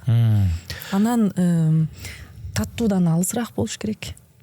Шекерден көрө кыргызстандын балы эң баалуу, эң барктуу, бизге керектүү азыктыктар. Эртеменде сөзсүз нашта кылып чай ичип эшикке чыгыңыздар. Эшиңер илгерилеп жакшы болот. Түштө жакшынакай тамак жеш керек.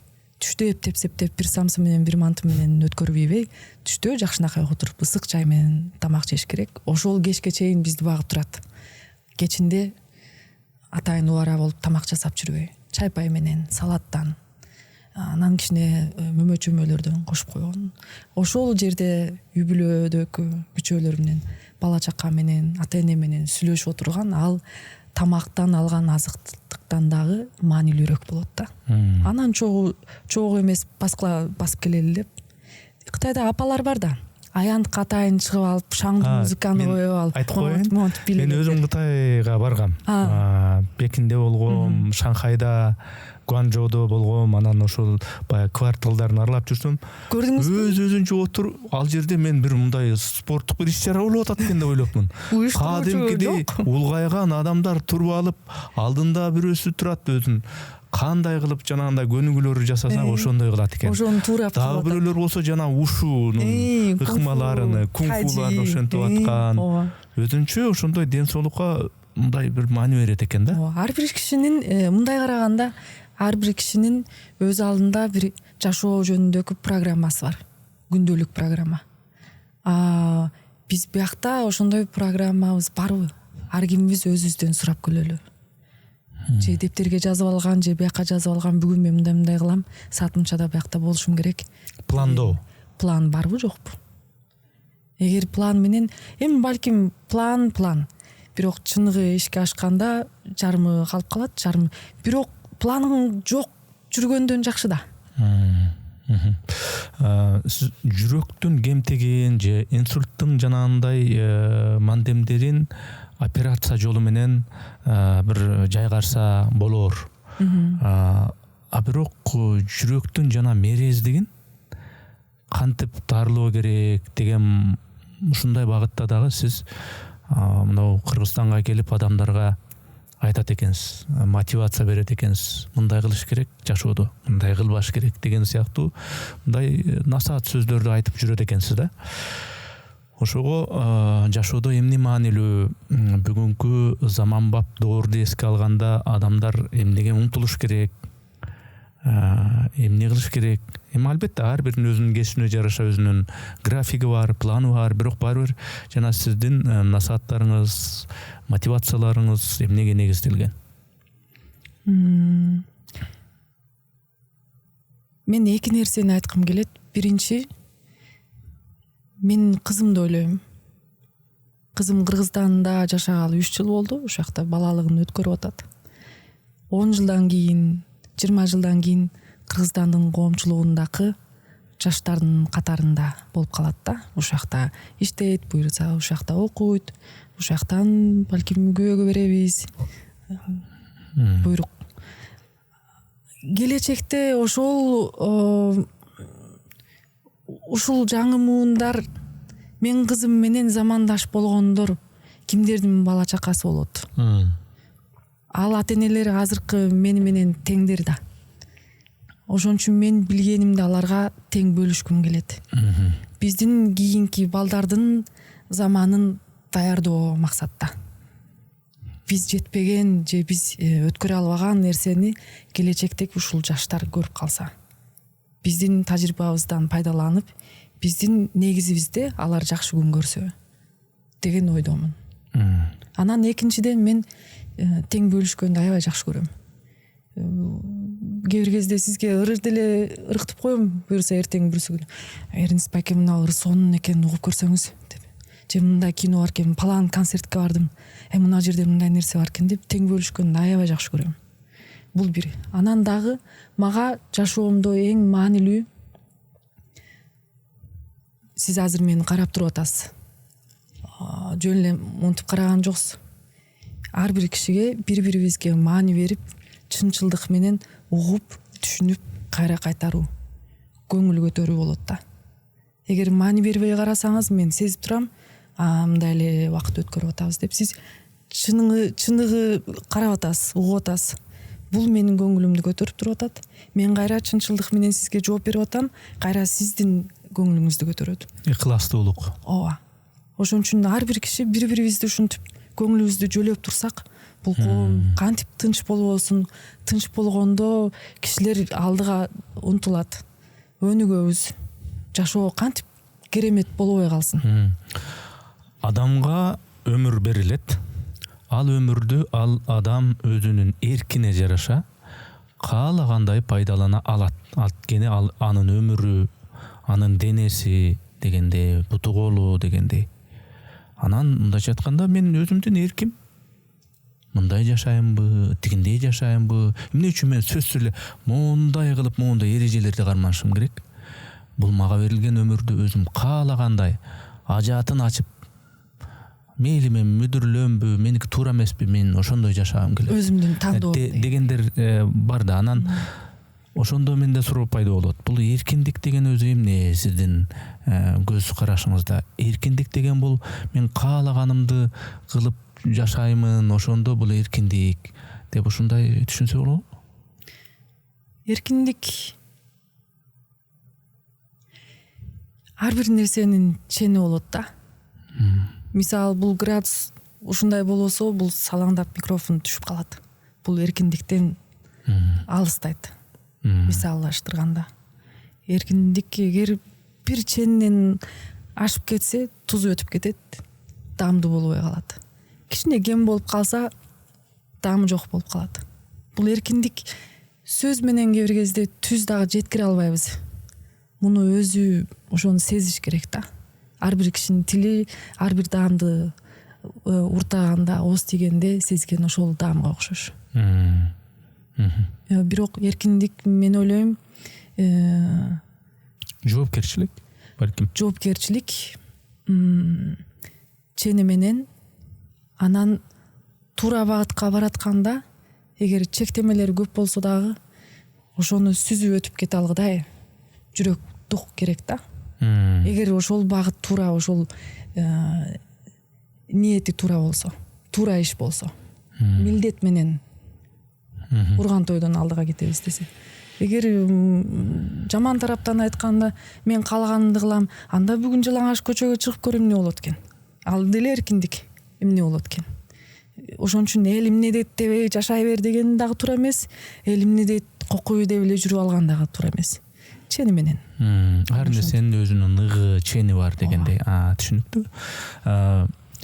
Мындай кыргыз экениңизге сыймыктанасызбы жана кээ учурда ушул кыргыздардын ушундай бир адаттары бар да, кап ушундай болбой эле койсо болот эле деп мындай аябай ыңгайсызданган ушундай учурларды мына Кыргызстанга келип мындай байкадыңызбы? Байкадым. Бирок ар бир өлкөдө, Кытайда деле мага жакпаган кээ бир сапаттар бар элдин. Элдин жаман сапатын көргөндө мен мурун жаман көрчүмүн. Азыр мен мындай ойлоп калдым. Байкуштар мен алган билимди албаганда, мен көргөн үй бүлөлүк тарбияны бул көрбөгөн да. Башка улуттан болсо бул кыргыз эмес да. Кыргыздардан болсо бара-бара өсөт да. Деп мындай ар нерседен жакшылыкты, жакшы күмөндөнүүнү, аны түшүнгөнгө аракет кылып, мерим төккүм келип калды да. Ушул жакшы болуп кетсе экен деп. А бирок ушинтип эле анан жаман болуп атат деп эч кандай пайдасы жок. Ал деле укпайт. Ал үнүңдү дагы укпайт. Ага насаат айтканга дегеле укпайт. Эмне пайдасы? Сууну сиңген жерге кой дегендей. Ооба. Анан дагы коомчулук математикада ушундай болот. Эң кыйындары аз болот. Эң начарлары дагы аз болот. Көбүнчөсү ушул тоодой болуп, ортодо эң кыйын эмес деле кыйратып, же начар болуп эле бирөөнү тоноп же өлтүрүп кеткен эмес. Коом ушундай да. Бул буякта болдубу? Анда ошонун себеби бар. Баардык нерсени туура кабыл алыш керек. Мына бул кыргыздар, Кытайдагы биздин мекендештерибиз эми баары эле ушу кыргыз жергесин баары көрүп келип кетип аткан жок да. Арзуу кылып ушу кыргыздын тоолорун эми видеолордон гана көрүп, китептерден гана окуп, ошентип жүргөндөрү бар да. Өттө көксөп ушу өткөндө жанагы кытайлык төкмакын келди эле, ошолдо айтты эле, мен ушул алгач Ахматбек. Мен алгач келгенде ар бир кыргызды кучактагым келчү депчи. Аналар бул эмне, мен мага үстүнө мындай бир өзүм дагы мындай айылдык кыргыз, анан бул эмне менден акча сурайбы, тилемчилик кылып атабы дегендей кылып кабыл алса керек. Мен бирок ар бирин кучактагым келчү деп айтты да. Анан ошол Кытайдагы кыргыздардын эң сөзү, кусалыгы, кыргызды көрөйүн, кыргыздын жергесин көрөйүн дегени эми сөз менен жеткирип берүү мүмкүн эмес. Бирок ошол жака келип, кадимкидей эле адамдар экенин, кадимкидей эле проблемалары бар экенин, арасында ар кандайлары бар экенин, начарлары бар экенин, өтө начарлары бар экенин, өтө мыктылары бар экенин, керемет мүнөздөрү бар кыргыздар бар экенин көрүшөт да. Анан эми сизде деле ошондой сезимдер болгондур дегендей. Анан кандай ыңгайлаштыңызбы бул коом менен өйдөсүнө төмөнүнө, жаманына жакшысына мындай көнүштүңүзбү? Көрдүк, ооба. Урулуп согулуп көрдүк. Менден акча сурап бербей койгондор болду. Же айтпай туруп менин акчамды суруп кеткендер болду. Жакшы эле жакындар эле убагында. Ушунча өзүмдү жеп койдум аралыкта. Психологко барып көрүнүп жүрдүм. Кийин анан быйыл айтта, Курман айт болгон күнү эртеменде Инстаграмга чыгарып койдум. Менден карыз алып кайтарбагандар, алдап кеткендер, эң азы 100 000 сомдон сиздин бир кесиптешиңиз. Эң көбү болгондо мурун Минзравда зам болуп иштеген бирөө. Такыр жок. Анан мен жаздым: Кудайдын улук күнүндө мен силерди кечирдим, баш көзү менен садага. акчаны кайтарбай эле койгула деп. Анткени анын баарын күндө ойлой берсең өзүңдү жеп коет экенсиң. Жаман диш жууп атканда, кир жууп атканда карыз алып алдым эле ушуну бербей жүрөм деген адам ойлонбойт. Ооба. Ошого мындай акылсызга караганда акылдуу адам көбүрөөк ойлонот экен. Анан муну чыгарып ийинчи болду, аны үмүттөнбөй эле коеюн деп анан Instagram баракчама чыгардым сториске. Кайтарбай эле койгула, баш көздөн садага, айтыңар марек болсун деп. Анан аларга жеке дагы жөнөтүп койдум. Эч кимиси мен кайтарат элем, антпе деп айткан жок. Баары yes деди го ичинде. Бирок ошолор мени тарбиялап чоңойтту. Азыр мен баарына даярмын. Андан кийин бирөө менден сураса, ар бир акчанын орду бар, бере албайм дедим. Дагы мамиле жагынан мен өтө чынчылдык менен катышат элем эл менен. Эмне керек мен беришейин, жардам берейин, идеяларымды тең бөлүшөйүн деп. Көрсө кээ бир сөздү ушунча жүрөгүңөн чыгарып айтканда аны кулак салып түшүнүп уккан кишинин дайыны деле анча эмес экен да. Анан өзүм менен өзүм жөө басканды, өзүм менен өзүм тоого чыкканды, өзүмө атайын убакыт бөлүп, жалгызсыраган сезимди жоготконду үйрөндүм да. Демек Кыргызстан 3 жылдан бери мени жакшынакай тарбиялап койду. Буяка келип анан адам болдум. Мен мурун жөн эле секелек кыз болуп жүргөн турбаймынбы Кытайда. Ата энемдин төрүндө эркелеп коюп, баягы тил билген себептен кытайлардын арасында кыйын болуп, кыргыз болгонго кандай ойлоносуз деп баягыдан суроо бербедиңизби? Мен кыргыз болгонума аябай сыймыктанам. Кыргыз болуп жүрүп, мен мейли кайсыл өлкөдө болоюн, өзүмдүн ордумду таап жүрөм. Кытайлар көп сынашат. Эне тилиң барбы деп, силердин тилиңер барбы деп. Бар десем, сүйлөй аласыңбы дейт. Сүйлөп берейин, түшүнбөйсүң десем, сүйлөп көр дейт. Сүйлөп ырдап деле берем деп, кыргызча сүйлөп берсем, булардын тили башкача турбайбы деп. Тилдериңер аябай жумшак боло турбайбы? Аябай жеңил, ырдай угулат экен деп. Ошондой анан барктайт. Кээ бир улуттар өзүнүн тилин жоготуп койгон да. Аларды сен Кытай болуп кеткең, сен биздики болуп калгансың деп ошентип тийишип айтат. Мага эч качан бирөө тийишип, же сынап көрөйүнчү мына кыргызды деп андай кылбайт. Алар менен атаанда шуну эч качан биз мен кыргызмын, мен болбосом деле мейли деп мындай жөн эле койгон эмеспиз. Мына бүгүнкү күндө мындай капитализм, ар бир нерсени акча менен кароо, ар бир нерсенин баасы бар, акча деген нерсе өтө мындай күч алды, жана бул кадимкидей эле стандартка айланды. Убакыт акча, ар бир интеллектуалдык кеңеш насаат акча, кара жумуш андан беш бетер акча дегендейчи. Анан акчанын айынан ата менен бала араздашып калышы мүмкүн. Акчанын айынан бир тууган менен бир тууган араздашып калышы мүмкүн. Акчанын айынан эми баягы Кытайдан келген кыргыздар бияка келип анан жанагындайларды айтып атпайсызбы? Акчанын аларын алып анан бербей, анан мен аны кечтим десем жыргап сүйүнгөндүр депчи. Демек бул акча өтө бир татаал маселе экен да.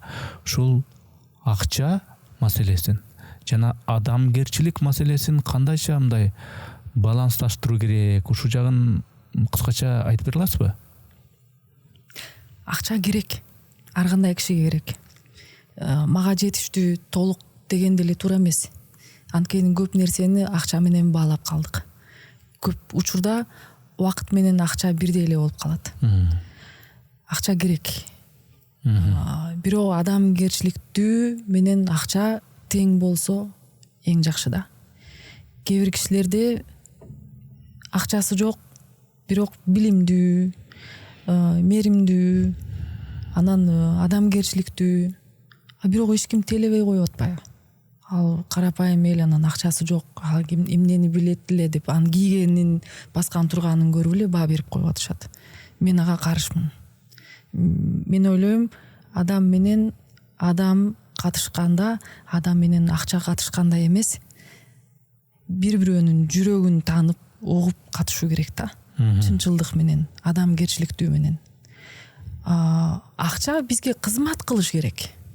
Ар бир адамга. Адамдык сапат акча көп болгон сайын аны сайын көтөрүлүш керек.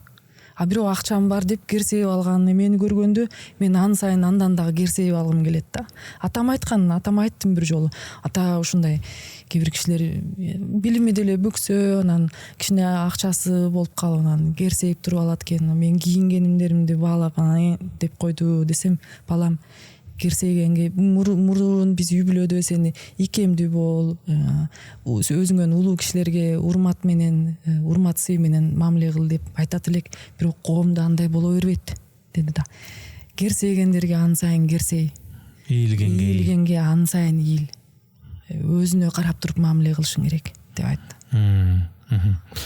Анан азыр бүгүнкү күндө мына планшет, телефондорду карап, айфондорду карап эле жүрүп калбадыкпы? Видеолорду карайбыз, ошол жердеги баягы кыска видеолордон миллиондоп, миллиарддап ар кандай түр тематикалар, ар кандай түрдө ар ким өзүнө жакканын карап эле ошо телефондун карап эле жүрүп калбадыкпы?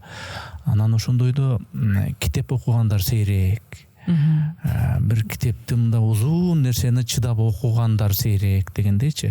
Ошол өңүттө суроо, сиз мындай китеп окуйсузбу? Мындай кыргызча китепти окуп, эми Бишкекке келдиңиз, китеп дүкөндөрү бар, атайын китепканалар бар. Ошого убакыт болуп атабы же баары бир? Болот, убакыт болот. Мен апта сайын бир китепти окуптум.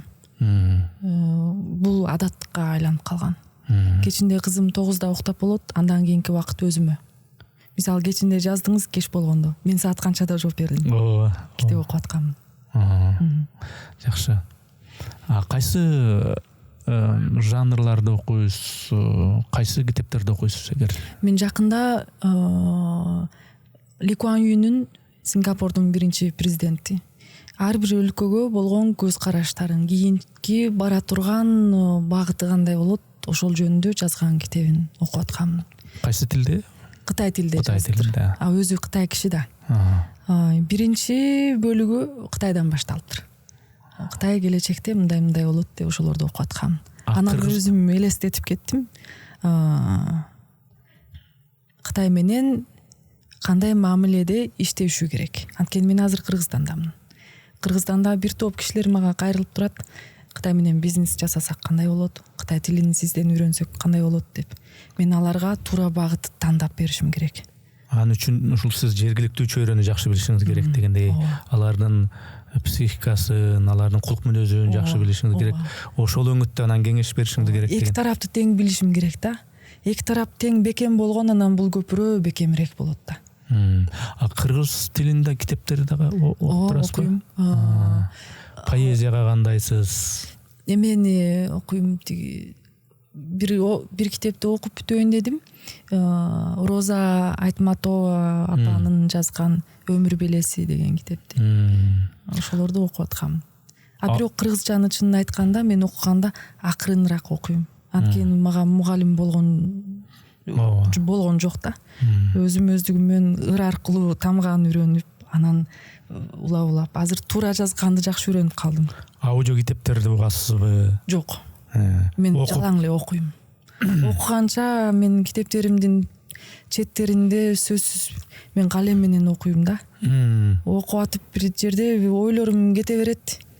Бир азыркы жумуш менен, маселе менен тиешеси жок тамгаларды көрүп алып деле бир оюм келип кетет. Баягы жөө басканда ойлор келгенде. Аны ошол жака илип жазып кетем.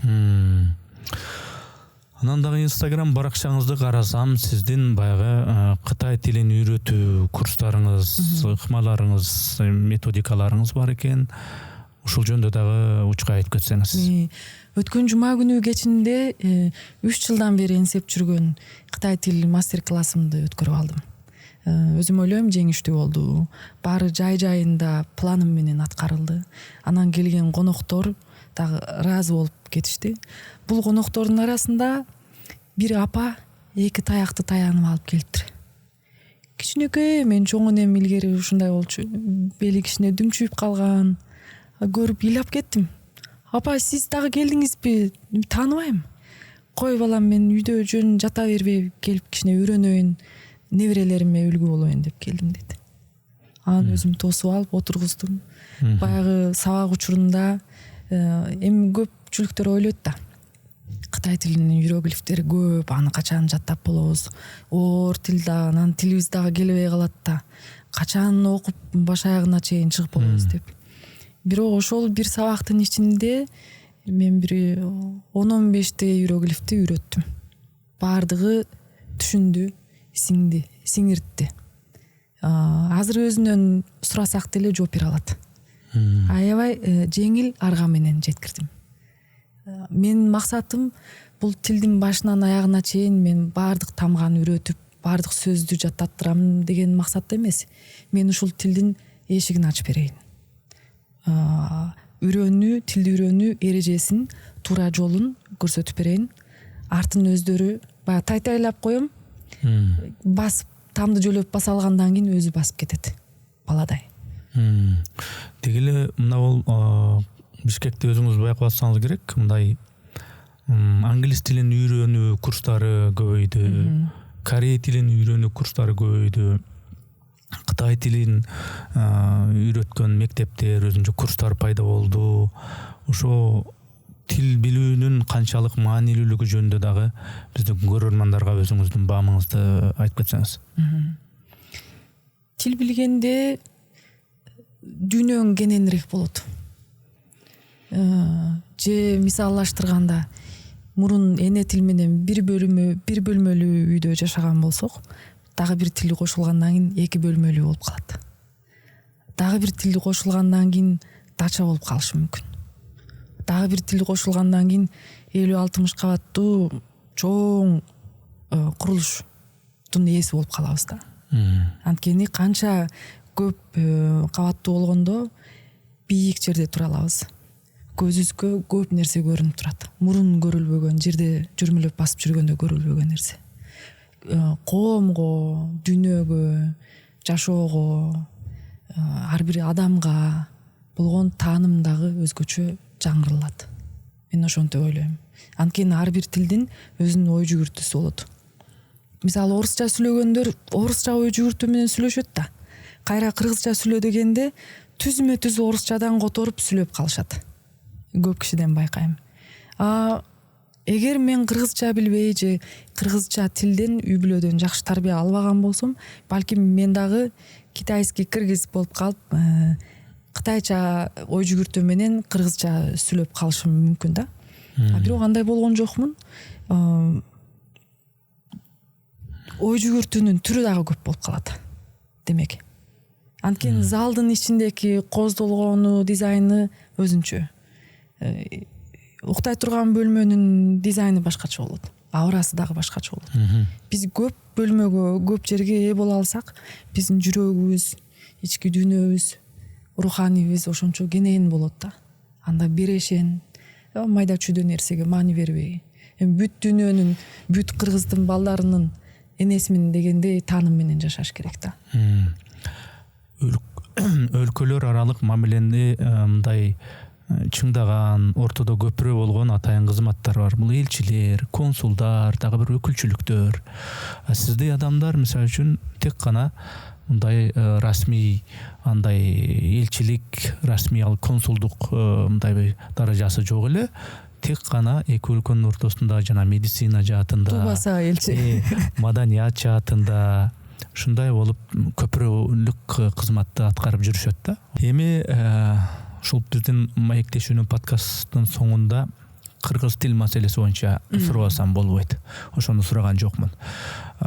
Ушул Бишкектин көчөлөрүндө, Кыргызстандын башка аймактарында барып калганыңызда баары бир биздеги баягы орусча кошуп сүйлөгөн, кошуп эле сүйлөшпөстөн мындай чылкы эле орусча сүйлөп алган кыргыздарды, жигит кыздарды, кишилерди көрөт болушуңуз керек. Ошол кандай, ошолорду угуп кандай бир абалда каласыз?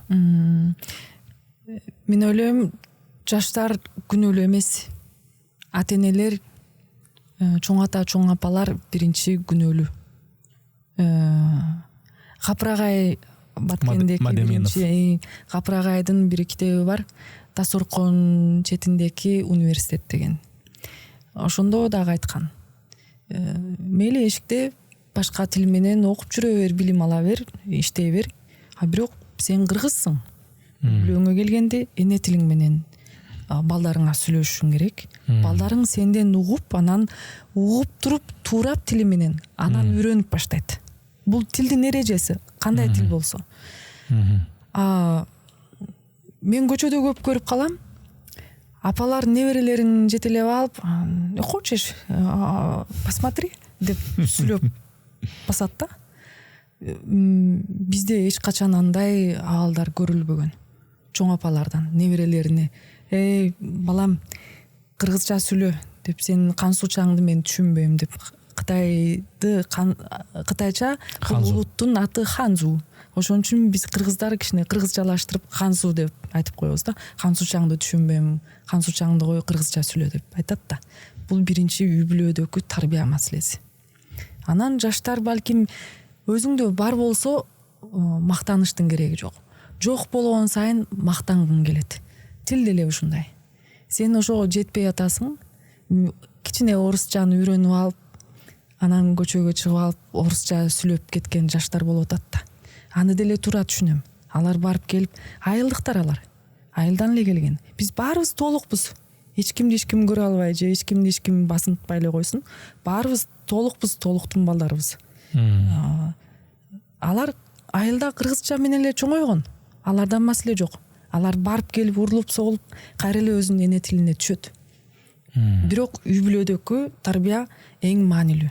Кийинки азыркы бала бакчада окуп аткан, баштооч мектепте окуп аткан, орто мектепте окуп аткан балдар эмне болот? Ошону ойлонуш керек да. Кытайда кээ бир улуттардын тили бар эле илгери. Кийин тили жоголуп кетти. Биз дагы кийин тили жок улуттардан болуп калсак, же биздин кийинки балдарыбыз, бала чакабыз эне тили жок экен деп эч ким тейлебей, орус десе орус эмес, башка улут десе башка улут эмес, көрүнгөн кишиге мусапыр болуп көрүнүп жүргөн жакшыбы? Ошону кайсыл ата эне каалайт? Ошону эле ойлоп койсун. Кыргызча тил үйрөнгүлө, анан сүйлөгүлө деп айтпайм. Өзүнүн бала чакасын эле ойлосун. Кийин эмне болот ошолор? Абройлуу жашаган жакшыбы? Же акчанын үстүнө эле басынып алып, мен орусмун, мен кореямын, мен башка улутмун деп айтып жүргөн жакшыбы? Сен кимдигиңди өзүң жакшы билишиң керек да. Жакшы айттыңыз. Сырткы кебетең кыргыздай, монголой тибине кирип анан кийин бул кыргыз окшойт же башка окшойт деген менен өзү тили орусча сайрап турса, башка тилде сайрап турса, же ал улут эмес, же тиги улут эмес. Бул кандай болот өзү? Ала көй болуп калат. Мен дагы бир нерсе кызык, ошону айтып берейин. Кытайда бул кебетени көргөндө бул Кытай эмес деп ойлойт мени көрүп эле. Чет өлкөдөн келген окшойт деп калат, сүйлөбөй турсам. Анан мага же бирөө менен кытайча сүйлөшүп атканда барып кошулуп кытайча сүйлөсөм, кытайчаны жакшы сүйлөй турбайсызбы дейт. Мен дагы ийинен таптап коюп, сиз деле жакшы сүйлөйт экенсиз десем, каткырып кетет, тамашалап атат мени деп. Ошондой ойлойм, эне тилди жакшы билиш керек. Ал сенин кимдигиң. Анан элдин тилин дагы биздин ата бабаларыбыздын генинен калган жакшы нерсе, эң жакшы нерсе, тилибиз жумшак. Каалаган тилге буруп кетсек, окшоштуруп сүйлөйбүз. Элдин тилин деле үйрөнүп чогуу алып жүрүш керек да. Азыр 5-6 тил, 7-8 тилге болгон мүмкүнчүлүк бар. Бирок өзүңдүкүн биринчи орунга коюш керек. Мейли аны жумушта иштетпе, бирок эч качан аны жоготуп койбосук керек да. Айбул акайым, анда мен суроолордун бүт баарын берип бүттүм. Ушул бүгүнкү камдаган.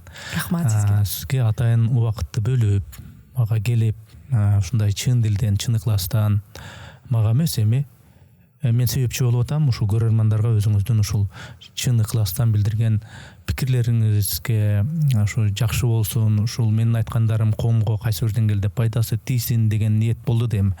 Ошол ыкласыңызга, ниетиңизге чоң рахмат. Үй бүлөңүздө тынчылык, ишиңизде ийгилик болсун. Рахмат.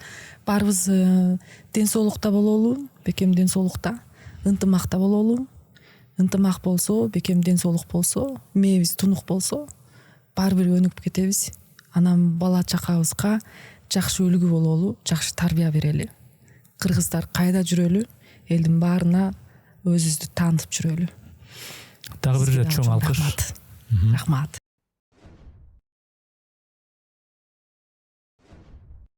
Урматтуу катталуучуларым, биз мамлекеттен же бир коммерциялык уюмдардан каржыланбайбыз. Мээнетибизди каржылай колдонуп калуучулар үчүн эсеп капчыктарды, номерлерди жазып койдук. Урматтуу достор, катталганыңыз, бөлүшкөнүңүз, жакса жакты деп басканыңыз биз үчүн маанилүү.